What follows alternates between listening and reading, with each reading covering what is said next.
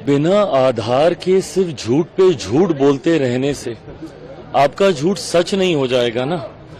हकीकत है, जो लोग आज संविधान की इतनी चिंता कर रहे हैं, जो लोग आज संविधान की कॉपी अपने हाथ से टेबल पे रखना तक नहीं जरूरी समझ रहे हैं, उसको हर जगह लहरा रहे हैं, पूछिए इन लोगों से क्या किया इन लोगों ने संविधान के साथ।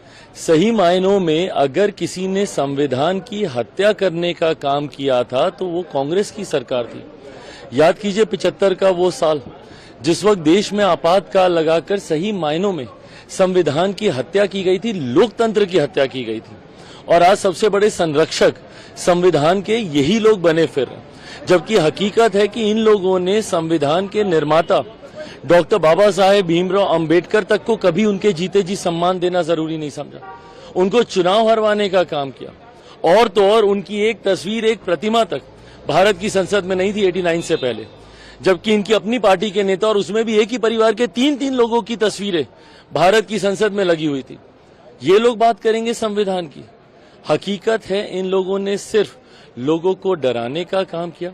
अगर किसी ने सही मायनों में संविधान को सम्मान देने का काम किया, और ये मैं सिर्फ कहने के लिए नहीं कह रहा कि गठबंधन का घटक दल हूं इसलिए नहीं कह रहा, मुझे बताइए ना कब इन लोगों के शासनकाल में संविधान दिवस मनाया जाता था, कब इस तरीके के कार्यक्रम हुआ करते थे। दशकों तक थी कांग्रेस और इनकी अलाई पार्टीज के साथ वाली गठबंधन की सरकार है, कब इन्होंने संविधान को ये सम्मान देने का बात किया।